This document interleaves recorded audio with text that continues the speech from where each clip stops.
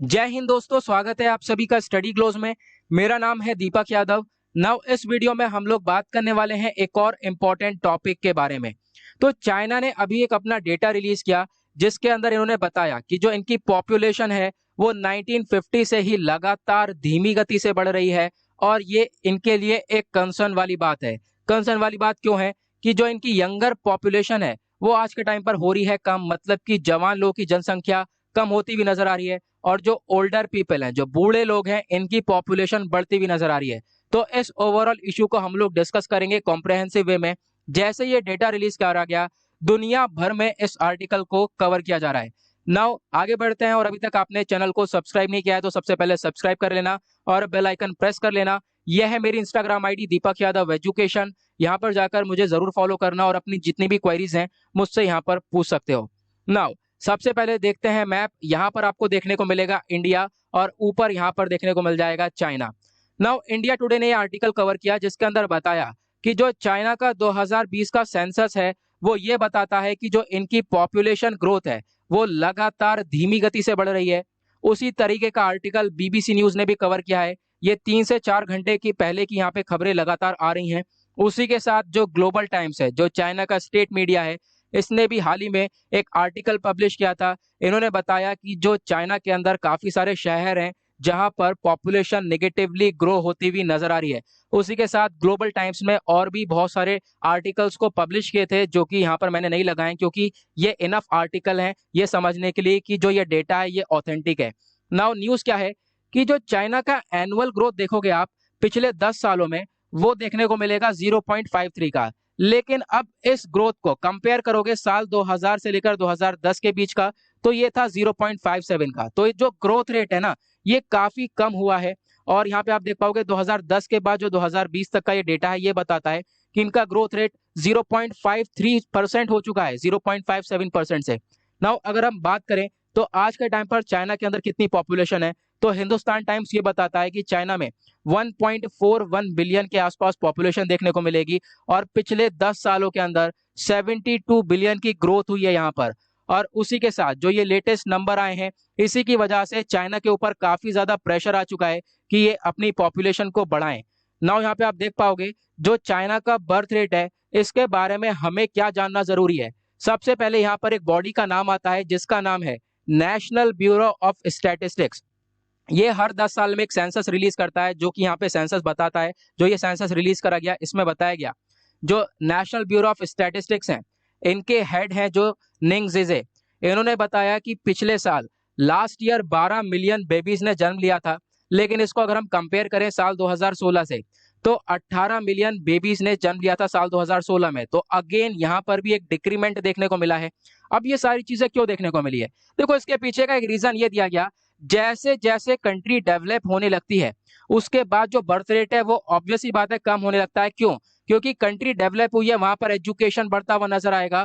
तो लोग क्या करते हैं, जो उनकी प्रायोरिटी हो जाती है वो करियर की तरफ फोकस करने लगते हैं, एजुकेशन की तरफ फोकस करने लगते हैं और जो पॉपुलेशन रेट है वो होने लगता है कम। इनफैक्ट जो चाइना की नेबरिंग कंट्रीज हैं जैसे कि जापान, साउथ कोरिया, यहाँ पर भी अगर हम देखें तो पिछले कुछ सालों में जो पॉपुलेशन रेट है, बर्थ रेट है, वो हुआ है काफी कम। इनफैक्ट यहाँ पे गवर्नमेंट इंसेंटिव प्रोवाइड करवा रही है कि हाँ आपको बच्चे करना है, उसके बदले में गवर्नमेंट आपको इंसेंटिव दे रही है। उसके बाद भी यहाँ पर ये सारी चीजें फेल होती हुई नजर आ रही हैं। और उसके बाद साउथ कोरिया का एक डेटा आया जिसमें बताया गया कि पिछले साल साउथ कोरिया के अंदर बर्थ से ज्यादा नहीं, जन्म से ज्यादा मौतें वहां पर देखने को मिली है और ऐसा पहली बार इतिहास में हुआ है। और ये उस कंट्री में हुआ है जहां पर पहले से ही ये जो कंट्री है ये दुनिया की पहले से ही लोवेस्ट बर्थ रेट कंट्री मानी जाती है। ओके, उसके बाद यहाँ पे देखो चाइना ने अपना एक टारगेट सेट किया था साल 2016 में। इन्होंने ये टारगेट सेट किया कि ये साल 2020 तक जो इनकी पॉपुलेशन है वो 1.42 बिलियन के आसपास होगी, लेकिन आज के टाइम पर इस टारगेट को ये अचीव नहीं कर पाए। और दूसरी तरफ साल 2016 में क्या करा गया चाइना के द्वारा, जो वन चाइल्ड पॉलिसी थी इसको रिप्लेस कर दिया गया 2 चाइल्ड लिमिट से। ये क्यों किया गया मैं अभी आपको समझाता हूं, तो ध्यान से सुनना। देखो जो वन चाइल्ड पॉलिसी है 1980 में लाई गई थी चाइना के द्वारा कि एक ही बच्चा किया जाएगा, अगर दूसरा बच्चा होगा तो सरकार उसकी जिम्मेदारी नहीं उठाएगी। ओके, नाउ देख पाओगे उस समय पॉपुलेशन चाइना की काफी तेजी से ग्रो हो रही थी। नाउ साल 2000 में और 2010 में जो डेटा आया, इसमें यह पता चला कि जो पॉपुलेशन है ये काफी धीमी गति से बढ़ रही है। तो यहाँ पर चाइना ने देखा कि ये तो कंसर्न वाली बात है, और उसके बाद 2016 में जो ये वन चाइल्ड पॉलिसी थी, जो यहाँ पर पॉपुलेशन को रोकने के लिए लेकर आए थे, अब इन्होंने 2 चाइल्ड लिमिट कर दिया, मतलब 2 बच्चे अलाउ कर दिए गए। फिर उसके बाद ये भी चीजें फेल हो रही हैं, मतलब कि जो है ये चीजें भी काम नहीं कर रही। तो ये जो डेमोग्राफिक्स है, जो यहाँ पर गिरावट देखने को मिलती है पॉपुलेशन में, उसकी वजह से चाइना ने कुछ इंसेंटिव्स लेकर आ गया, मतलब कि आपके पास ज्यादा बच्चे होंगे तो इंसेंटिव देगी सरकार। तो इस तरह की सिचुएशन यहाँ पर देखने को मिल गई। नाउ अब ये प्रॉब्लम क्यों है? देखो, जो पॉपुलेशन कम होना, आप कहोगे ये तो अच्छी बात है यार, तो पॉपुलेशन कम होना एक प्रॉब्लमेटिक वे है। वो कैसे हुआ? क्या है, देखो यहाँ पर जो ओल्ड एज पीपल हैं, जो बूढ़े लोग हैं, उनकी जनसंख्या बढ़ रही है, और जो यंगर पीपल है, जो जवान लोग हैं, इनकी जनसंख्या कम हो रही है। नाउ अब क्या होगा, जो वर्कर्स कौन से होते हैं? यंगर पीपल होते हैं। ओल्ड एज पीपल 60 साल से प्लस वाले लोग हैं, ये तो कुछ काम कर नहीं पाएंगे। नाउ यही लोग काम कर पाएंगे जो भी कर पाएंगे। जो कंट्री की इकोनॉमी होगी उसको भी यही कंट्रीब्यूट करेंगे, जो भी वर्कर्स होंगे।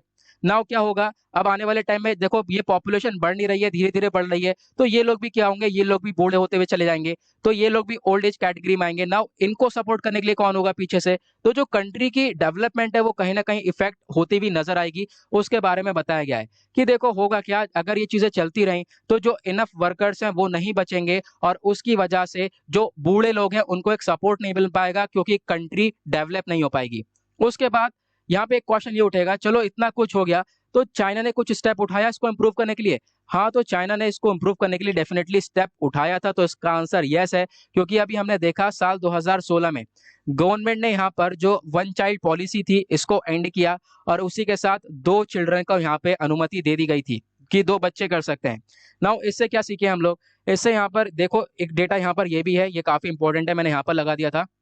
जो एज है 16 से लेके 59 तक की, यानी 16 से लेके 59 साल तक की जो भी लोग हैं, इनकी पॉपुलेशन जो चाइना के अंदर वो डिक्लाइन हुई है, लगभग 40 मिलियन से 40 मिलियन से यहाँ पे डिक्लाइन हुई।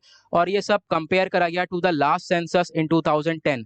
तो यहाँ पर ये पूरा कंपैरिजन देखने को मिला है, तब से आप देख पाओगे बहुत ज्यादा पॉपुलेशन कम हो रही है। और जो ओल्ड एज पीपल हैं, वो दूसरी तरफ जो 60 साल से प्लस वाले लोग हैं, इनकी पॉपुलेशन लगातार बढ़ती हुई आ रही है, क्योंकि यहाँ पे फर्टिलिटी रेट कम हो रहा है। फर्टिलिटी रेट मतलब कि यहाँ पर बच्चे जन्म कम ले रहे हैं, ठीक है। उसके साथ यहाँ पर इनके जो मेथोडोलॉजिस्ट हैं, इनके द्वारा बोला गया कि आज के टाइम पर इनके पास काफी लेबर फोर्स है, ये लोग सब कुछ कर सकते हैं। लेकिन दूसरी तरफ इकोनॉमिस्ट हैं एक मिस यूई, इनके द्वारा बताया गया कि अगर इसी तरीके से ये सिचुएशन चलती रही, और तो आगे आने वाले टाइम पे हम लोग को ये लेबर फोर्स कम होती हुई नजर आने लगेगी, ये लोग भी एक ओल्ड एज कैटेगरी में चले जाएंगे। और इससे क्या होगा, जो चाइना का पोटेंशियल इकोनॉमिक ग्रोथ है, वो ग्रोथ भी काफी तेजी से कम होने लगेगा, उस पर भी रोक लग जाएगी।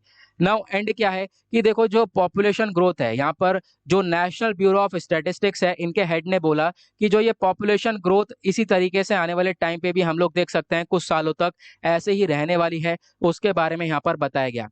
तो आई होप आप लोग को सारी चीजें क्लियर हो गई होंगी। ये एक इंपॉर्टेंट आर्टिकल था जिसके बारे में जानना काफी ज्यादा जरूरी है। अभी आप लोग देख पाओगे कुछ ही देर में बहुत सारे और आर्टिकल्स भी देखने को मिल जाएंगे इस आर्टिकल के ऊपर। नाउ इसके साथ करते हैं हम लोग अपने लेक्चर को समाप्त। आई होप आपको सभी चीजें समझ में आ गई होंगी। मिलते हैं आप लोगों से नेक्स्ट वीडियो में। आज के लिए bye bye, have a nice day.